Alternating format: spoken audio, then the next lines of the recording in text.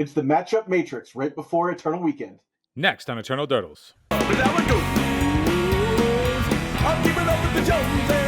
I just want to give a quick shout out to all of our Patreon supporters out there. Thank you to the Durdle Maniacs. If you want to be a Durdle Maniac, go to patreon.com/eternaldurdles and help support the channel. It keeps things going. It keeps things updated. Thanks so much for watching. On with the show. Hello and welcome to Eternal Durdles. I'm your host, Zach Clark, and with me as always, Phil Blackman. Phil, how's it going, man? It's Eternal Weekend week. It is Eternal Weekend week. So what we want to do is we're going to give everybody like a quick primer for Eternal Weekend, a way to kind of know what your opponent knows and know what you should know in this matchup matrix we've created of the top 11 decks from MTG Goldfish. So first up, we have the mirror match, Froginator versus Froginator. If you're a Froginator, what do you care about? So if you're Froginator, and I guess first thing first is to identify the build that you're on, right? Which is Sure. How many really what that comes down to is how many Metamorphosis Fanatics versus Orcish Bowmasters are you playing in your 75, right? Yeah. I mean, what do you think? So for me, the number one thing here is to just be the deck that can get Atraxa on board the fastest. Like, you want to mull to a situation where like you can play Atraxa protected with like play it with a force of will, and the game is pretty much over from there. Like, yeah, sure, getting a troll out early is great, like, but you're in a situation where if you get a troll out early and your opponent can cycle a troll, like if you reanimate a troll, right, you're already down life, right? If your opponent can cycle a troll and follow it up with a fanatic, they're winning that race. Like, you're going to get into attacks and then they're going to start lifelink attacking you. So you have to figure out a way to make the lifelink not matter in that matchup, and there really is no way unless you're brazen borrowing like their lifelink creature, and you're still in kind of a bad position because they're doing 4 to you and gaining 4, you're doing 6 to them and gaining nothing. So you're in a bad race situation and you've already reanimated yourself down. So really, to me, the thing that is important in this matchup is the race. So Atraxa negates that whole problem if you can get her out early because you have a lifelink 7/7 on board. Of course, Archon can be good too. Archon can stop the shenanigans from happening. But if you get to a point where your opponent has out Archon and you can get another creature going, like just to like keep letting it be eaten while you have that life linking troll out and you've sacked your fanatic, then you kind of have a like real race situation. But I think the number one thing in this matchup is literally keeping an eye on life totals and making it be about the race, because you're both ostensibly probably going to get a creature onto the board reanimated in some capacity. You just want to make sure that like you're chipping in, you're doing what I call draft math, which is like you're thinking about combat, you're thinking about crackbacks. That to me is the number one thing in the mirror that you want to be worried about.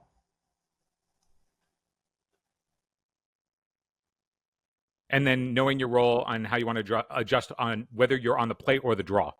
Because as you said, your protected setups are going to be leveraged by Days in Wasteland, which are inherently more powerful on the play. Indeed. Okay, so then you are Froginator, you are playing Red Prison. What is what's your first thoughts here? I mean, as Froginator. I'm told that, again, just dumping an Atraxa into play as fast as possible is going to win you the game outright. Oftentimes that will be the answer, yes. Yeah, just being the combo deck is the way to go here. But I also am told that a frog big enough to get out of 4 toughness is also a way to just hold down the entire board of what Red Prison can do. Although Pyrogoyf might change that a little bit. But yeah, I mean, just be the combo deck in this matchup. That's like that. If you're on the play, combo them. If you're on the draw, fight over the thing that would otherwise stop you from comboing and combo. Yeah. So I will say the other thing that matters in this matchup is Troll of Khazad-dûm can get you that swamp that you might need to get out of a Blood Moon situation. That's very important part of this matchup, is being able to find your basic so that you can do the combo part of your deck. All right. So Froginator versus Demir Frog. So Dimir Tempo versus Froginator. What are your thoughts, Phil? So I think this is a matchup where your combo might actually be a little bit flawed in terms of the way that you could combat this, because they don't have the elements dedicated to combo the way that you might. So they're going to be a little bit more threat dense. They're where they have to pinpoint their counter magic and their interaction is going to be more specific because they know that they would otherwise need to stop you from comboing. So I think that this is also a metric of if you can just exchange those resources and then grind through. And this is where I think Metamorphosis Fanatic and Frog are the two things that come through because they're the ones that generate advantage, both on board and card advantage. So I think eventually the games will devolve down to those two cards being the key factor in whatever's going to pull away for Froginator. Yeah, essentially, you want your Metamorphosis Fanatic situation to be better than their Murktide Murktide Regent situation.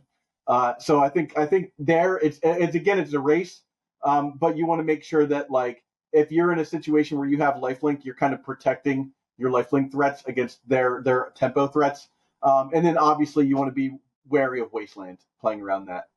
All right, Froginator versus Eldrazi. I think run back what we just said for Red Prison. You are just try and combo them before they can do anything to you because if you get an Atraxa down, that will blank most of what they were doing and they won't be able to get their feet under them by the time they're dead. And if that doesn't work, just putting some big beefy life linkers to control the board. If they start micro-spawning you before you actually get your ground on you before you get your board presence, the game's just going to be over. So like you got to be faster than Eldrazi because Eldrazi needs the first couple of turns. Wasteland's one of your better tools, but if you're not on the heavy Wasteland build, just be the combo deck. Yeah, I agree. I think the other thing to watch out for in this matchup is Chalice on one.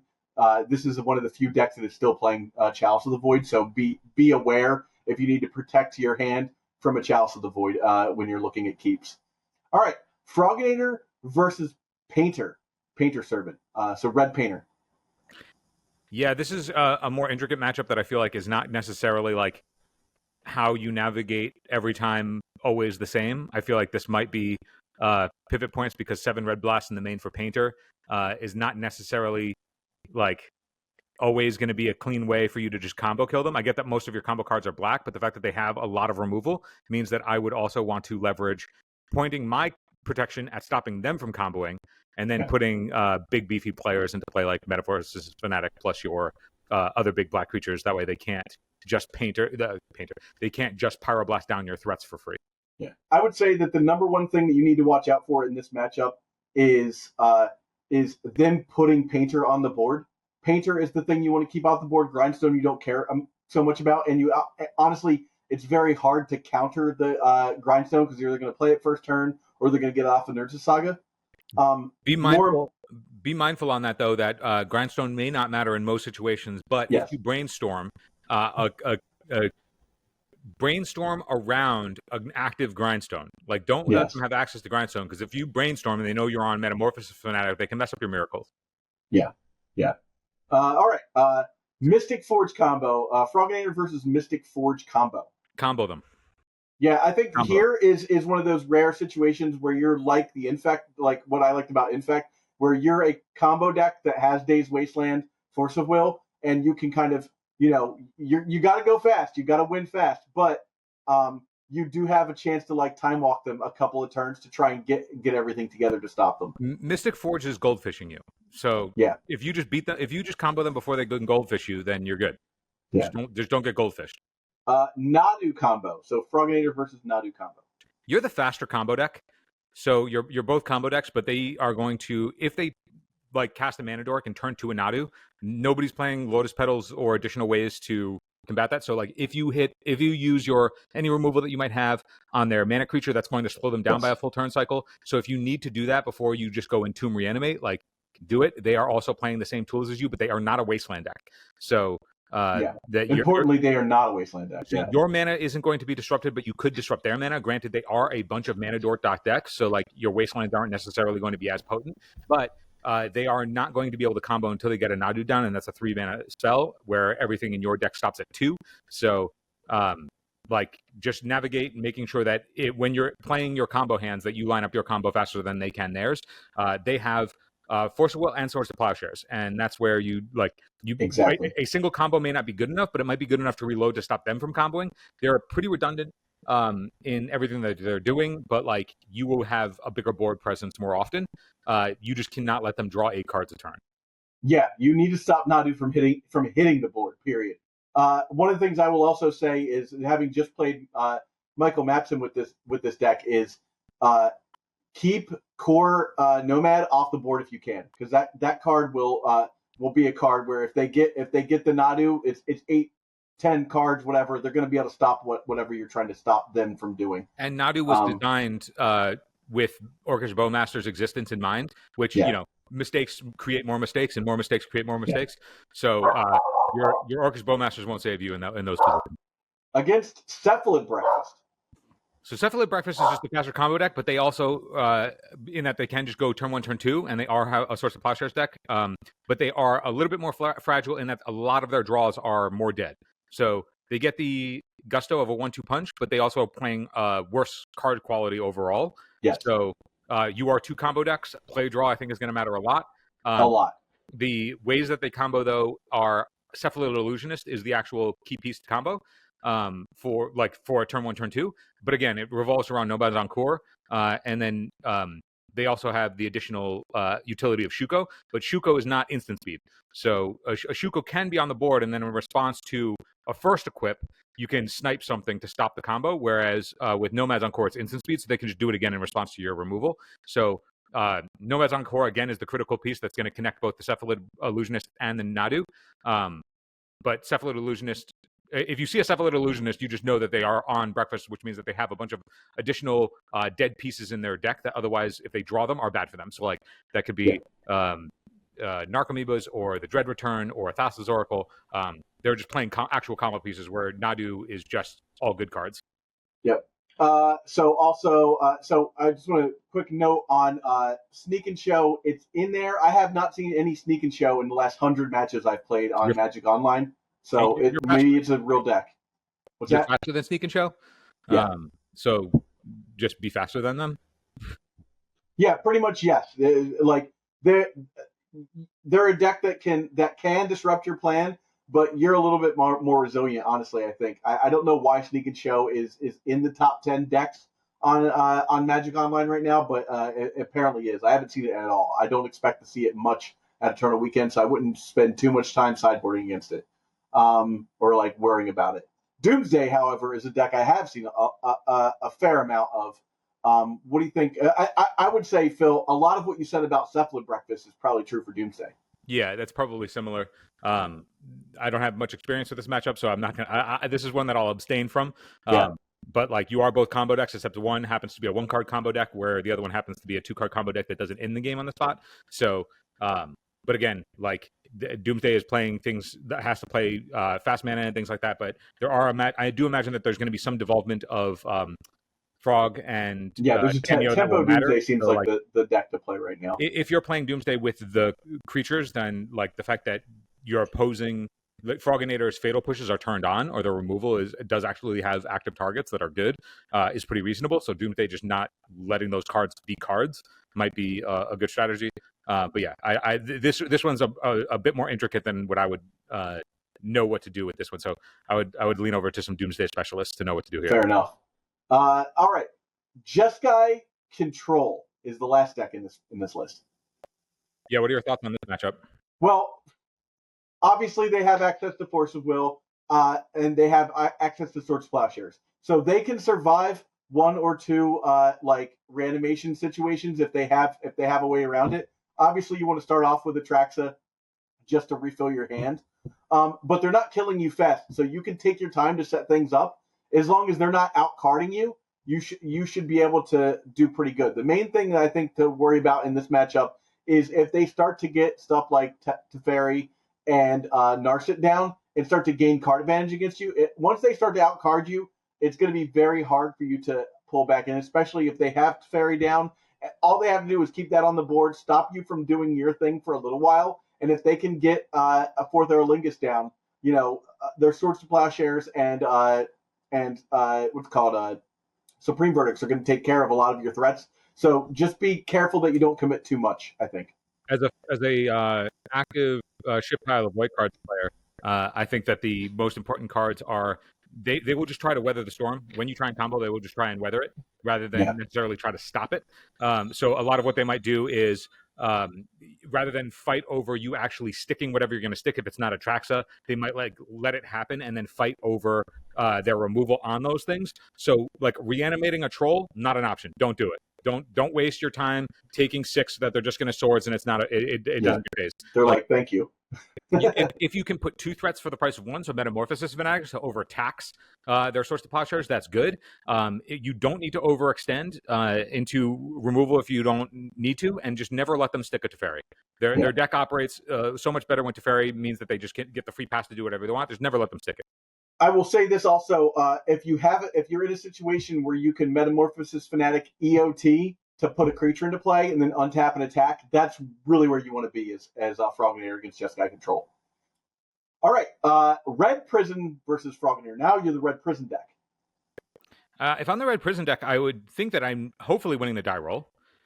And then that's the hope. And then if depending on what kind of variation you're playing, like proactively put if you know the matchup, I mean, if you're in the blind and you don't know the matchup, but like proactively making sure that you have a turn 1 play that is some form of disruption, whether it be your unlicensed hearse, if you're on those types of builds, or if you are a deck that is just like those, like the Haymaker style stuff, make sure that you have a turn 1 play.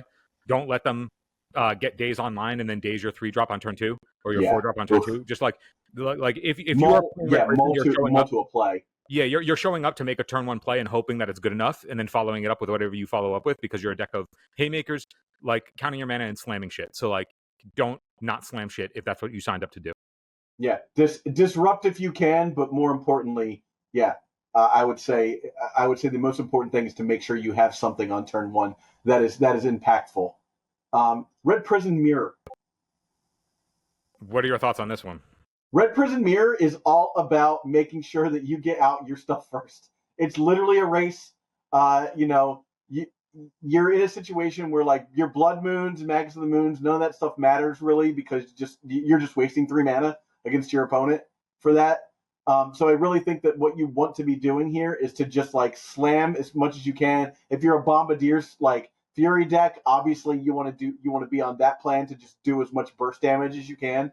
But overall, like this is a coin. Obviously it's a coin flip matchup because you're the Red Prison deck. I don't have a lot of reps with Red Prison against Red Prison, none in fact. So I wouldn't say like take my word for this, but I want to get people in the mental space of like how to think about these things. So that's where we're coming at with this episode. So I don't want to give anybody any bad advice, but I really think that what you want to do is just you want to play like a tempo plan against your opponent at this point. Obviously, you want to win the die roll, but like that's every deck. Red Prison versus Demir Frog. So I actually think this on paper reads to me as a tougher matchup for Red Prison than Froginator, assuming that Froginator doesn't just get to auto Atraxa you. But the fact that this one has both Murktide and Nethergoyf along with more removal, and they're just trying to be more interactive. It's possible that like the Atraxa line is just what puts Froginator over the top because they can just go underneath everything. But Nethergoyf being able to hold down the fort and Murktide being able to hold down the board is just like bigger creatures than whatever Red Prison is presenting. You know that a Dimir Frog deck is also 100% the 4 days 4 Wasteland, where Froginator is usually skimping on some number of those things because they have to fit enough combo pieces in to be able to support the animation package.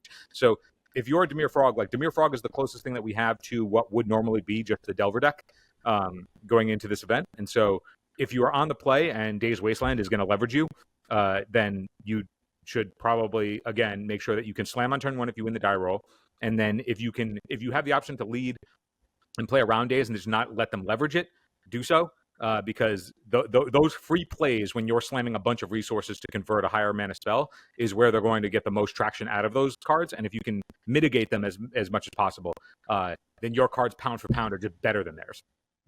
I would say also they don't run Troll of Khazad Doom, so make sure to get those Blood Moons into play. Because that will just end the game. They will not do anything else. Eldrazi versus Red Prison. Blood Moon is your best friend. I don't think there's much more to say there. Also, like the idea of sitting down as either a Red Prison or an Eldrazi player and playing against a Red Prison or an Eldrazi player. You deserve it. Like what are you guys doing? Why are you spending your lives? You this both way? deserve the both of you. I have nothing to contribute to that matchup. Yeah, Red Prison versus Painter. This is the thing for me where like I look at these decks and initially I would think that they're both the same deck until you see what's happening. I think this is a situation where the Blood Moon is better for the Red Prison player than it is for the Painter player. Painter's not going to turn off the Urza Sagas. The Urza Sagas not on purpose, but if they're in a situation where a match, they have them in their board, so like they will bring them in against some decks, just not here. Not here. Whereas you as the Red Prison player do want your Blood Moons against this deck. Yeah, I mean your Painter is a combo deck against the prison style stuff. They're not going over the top unless Urza Saga gets somehow big enough, but I don't see that being realistic. Side in your Emrakul. Mystic Forge, Red Prison versus Mystic Forge. Win the die roll. Yeah, win the die roll. Try and slam. There's a few cards like obviously like you're an early Blood Moon's going to be good against this Soul Land deck. You're going to probably have some amount of like Meltdown-ish stuff to side in. This is not a great matchup for the Red Prison deck, I feel like, because like the Mystic Forge deck can get online colorlessly pretty quickly. So all the Blood Moon's really going to do is slow them down a little bit. It's not going to like turn their whole deck off. So I think you're kind of a dog in this matchup. I may be incorrect here, but I think you're not in a great position against a combo deck that doesn't need its colored mana to like do anything to win the game. Red Prison versus Nado. You have the Nado experience, so you talk to me. Yeah, so like what you don't want to see. I can tell you that one of the things. So if you can keep their mana dorks off the board, and you can get a Blood Moon out, obviously that's what you want to be doing. But one of the things I will say about this matchup is once they have a Nado down and they begin drawing cards, get to the next game. You need to make sure, because I will say this: Nado is a slower deck than Cephalid Breakfast, and it takes a little bit longer. There's a lot more triggers and stuff going on. You can run out of time in this matchup if you're not paying attention. So make sure that if you're in an insurmountable position, you don't let your opponent just like waste time by like being like, okay, I'm gonna like create infinite guys and attack you over the next like 4 turns. Like just end the game, get to the next turn, sideboard efficiently. And that's the best thing I can tell anyone playing against the Nado deck. Anyone playing against the Nado deck is once you see that, just move on. All right. Red Prison versus Cephalid Breakfast. I can tell you a lot about this matchup because I played it 3 times yesterday. You have Vexing Baubles. Those are just obnoxious against my deck. I do not like to see a Vexing Bauble on turn 1. So if you can slam a Vexing Bauble, that really biffs me. And then after that, obviously Blood Moon's great. Magus of the Moon. You basically just want to be a beatdown deck against me because I don't have the creatures to like back that up. So just slam threat after threat after threat after threat. Don't waste cards. Like if you're gonna play a what's it called, the Fable the Mirror Breaker, it's got to have something to copy once it flips over because I'm probably not going to remove it. So you need to make sure that you're copying something relevant. And aside from that, like you just want to get the game over as fast as possible. I'm a very fast combo deck, and your red elemental blasts that you have main deck are going to be quite good for you here. Sneak and Show versus Red Prison. It's basically 2 ships passing in the night. You want to stop them from like beating you. Like I don't know what to say. You want to lock them down before they do a show and tell on you. Vexing Bauble also shuts off Omniscience, so that's notable. Good point. All right, Red Prison versus Doomsday. I gotta be honest. I can't think of anything relevant in either deck that cares about, because like Vexing Bauble doesn't like do it for them. They're not like dread returning anything. I mean, one thing that has been a backbreaker for Doomsday previously is pressure. So just be fast. I guess if you can put something on the board and your opponent doesn't just win off of a Doomsday immediately, like they're cutting their life total in half. So like think about capitalizing on the turn before they cast Doomsday and being like putting them in a situation where you have 7 or 8 damage on the board for the next turn, or like you can you've got a Goblin Broadside Bombardiers attack, untap, Broadside Bombardiers, cast Fury, sack the Fury, and kill them. So something like that. I think one of the things you want to do is just be able to apply like surprise pressure on a Doomsday deck. The other thing that's notable too is, although the Red Prison deck doesn't have Wasteland, it does have Sundering Eruptions sometimes. As its land that is just a destroy target land, and if they go and one put of the their blue basics sources, play around your Blood Moons, and then you Sundering Eruption their basics and then just cut them off that way, if a Doomsday Pilot is on the draw, they may not necessarily have the facilities they need to go off. Yeah, you need 2 blue mana. All right, Jeskai Control versus Red Prison. I think this is bad for Red Prison because Jeskai Control is naturally set up to not worry about Blood Moon at all. They have plenty of removal. They've got board wipes. Like this is probably one of the worst matchups for Red Prison. I think. I think this is just the one matchup where your Fable of the Mirror Breaker and One Rings are your hottest cards. They will have problems like the fact that Vexing Bauble turns off their main means of countering things on the stack, so stuff will stick, means that you oftentimes will have to interact with your stuff as it touches the table, and a One Ring is just going to be very tough for them to. Like the One Ring by itself will bury them, so I would prioritize making sure that you can go Vexing Bauble into One Ring. All right, next is Demir Frog. So you're Demir Frog versus Froginator. Now you care about what Demir Frog cares about. Yeah, you're the Delver deck playing against the Reanimator deck. So, you use your tools and disrupt them if you can make it so that their pieces are otherwise, like their reanimation pieces are blank, or making sure that something, like you can race a 6/5. It'll be tough to race the Atraxa. So just making sure that you can keep their actual haymakers off the table as opposed to the bigger players. Like you should be the Delver deck. You're the tempo deck. You need to be able to blitz them if you can. In that regard, don't be afraid to use your frog to remove stuff from your graveyard when they're trying to reanimate it as well. Demir Frog versus Red Prison. Again, here's a deck where I think you care about their Blood Moon, and so you want to be ready for a turn 1 Blood Moon against your opponent. One thing that you also can do is like you are able to get to the board and control the table fast. So like just knowing where to line up your counter magic and removal. They are a 4 Vexing Bauble deck though, so like do keep that in mind in when your Force of Will will actually have text or not. Yeah, I would think about siding them out.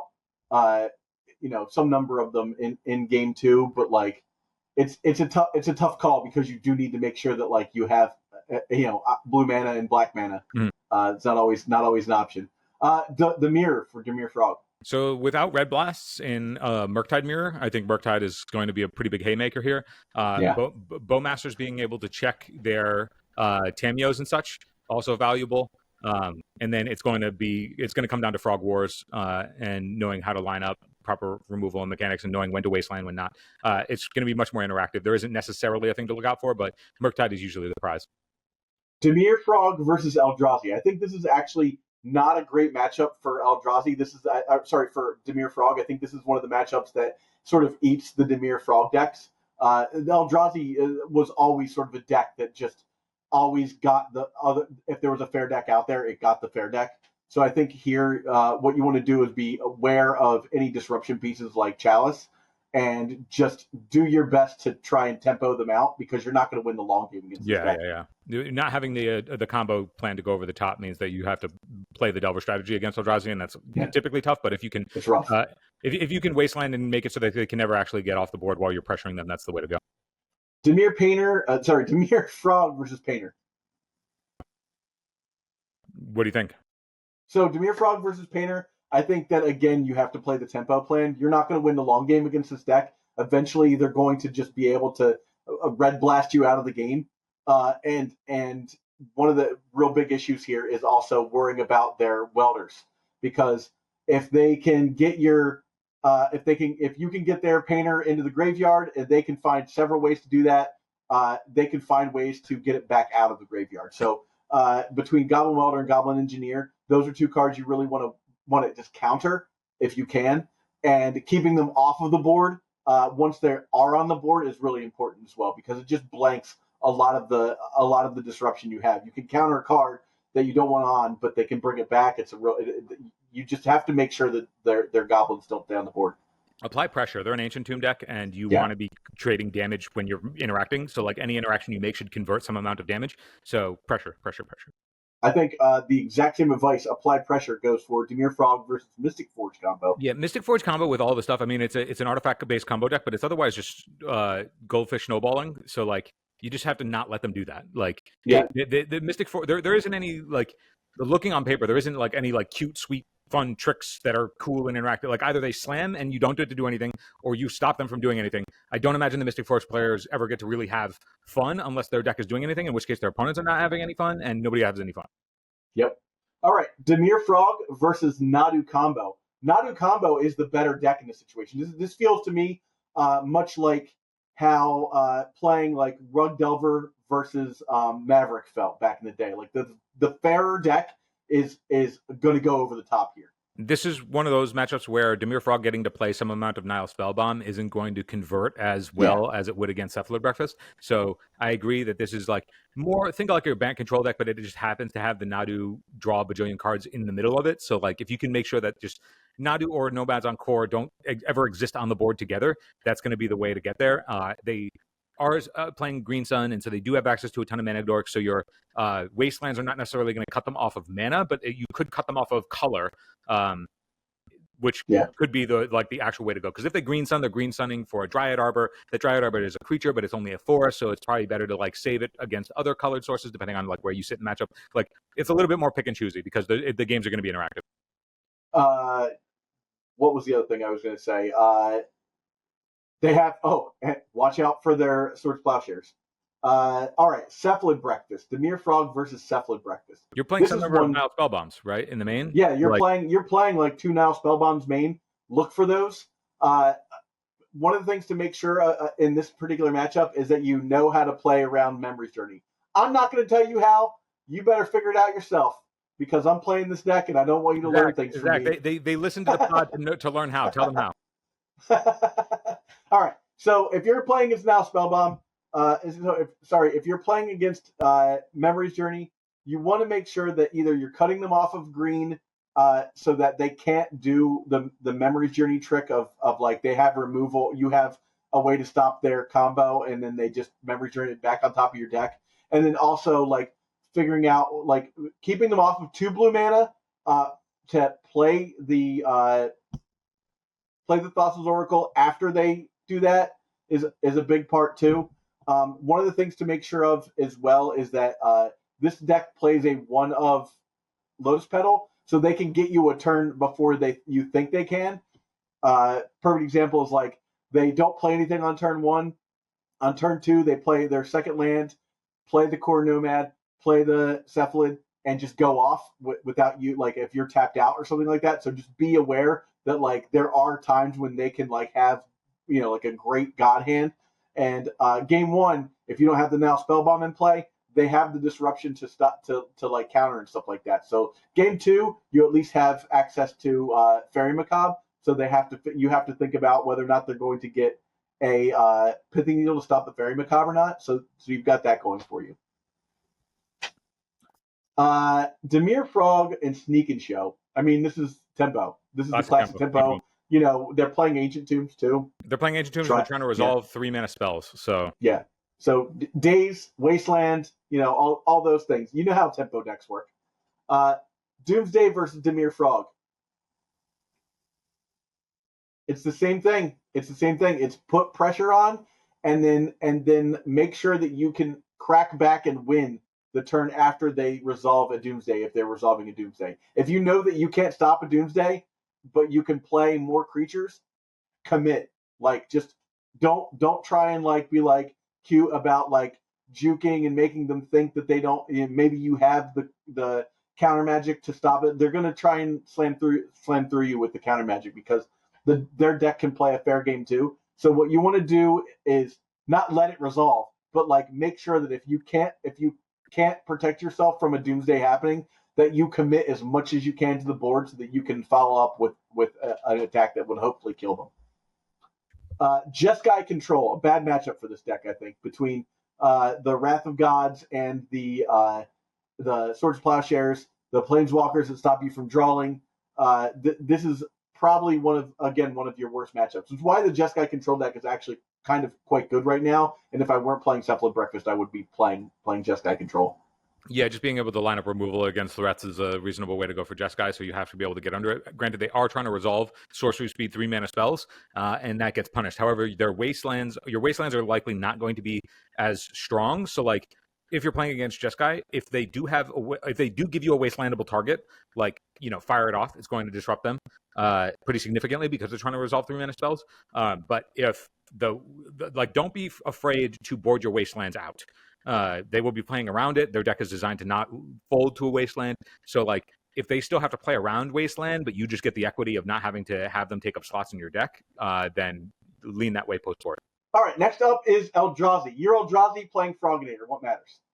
I mean, you can't let them combo. So if you're on the play, I don't know. It's if you're Eldrazi, do you just like hold up some amount of mana so that way you can Kozilek's command in response to an Entomb Reanimate? If you're saying if you're on the draw, or if to do that, if you have the option to, I guess either way, yeah. They can't do it on turn one, so you need to think about what you can do to stop them from putting out a Atraxa as fast as possible. You don't have any counter magic, right? So you've got to think about either you have a main deck spell bomb or something like that, or Kozilek's command. So I think that if anything, you want to make sure that they don't have you can't stop a troll at instant speed, from being cycled anyhow. And Entomb is an instant.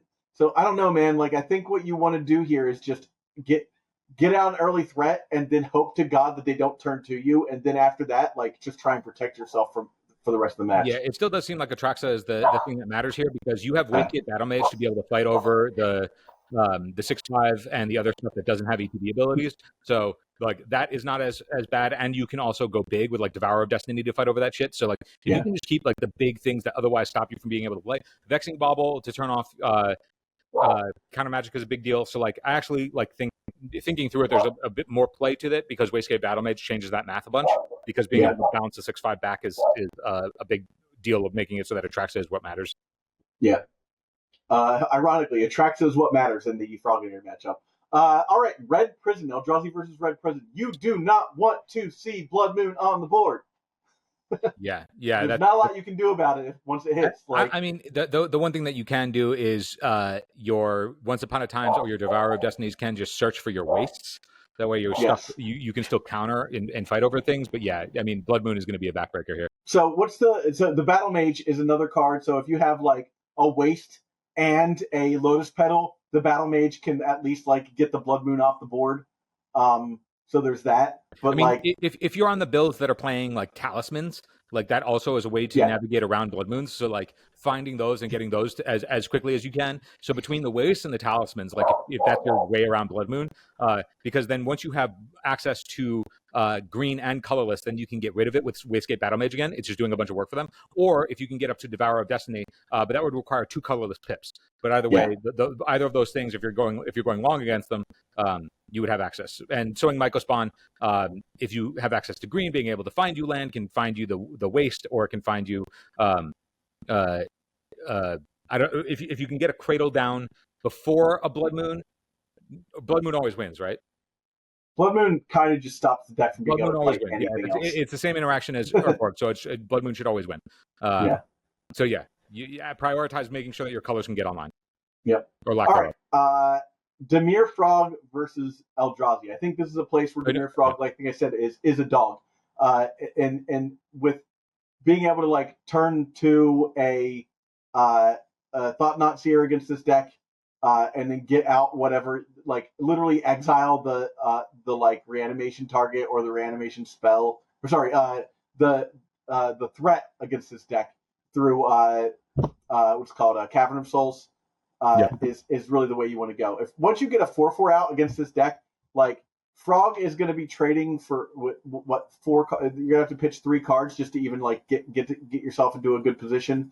And at that point, they probably have enough mana to cast Devourer of Destinies and kill the Frog. So you basically what you just need to do is stop them from killing you early and not play into days. There you go. Eldrazi Mirror. Your Devourer of Destinies don't do anything. Yeah. So they get a little selection. They give you selection, but the exile clause is just a 6/6.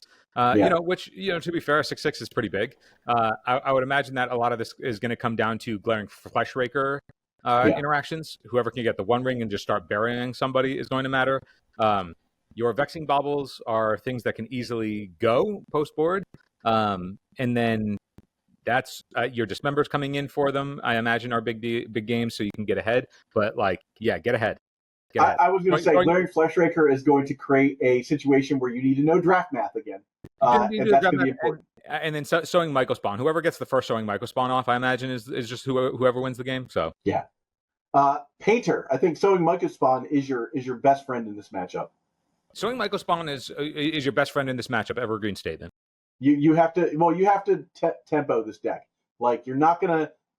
I think in a situation where if this goes past turn 5 or 6, your chances of winning as the Eldrazi deck start to diminish increasingly.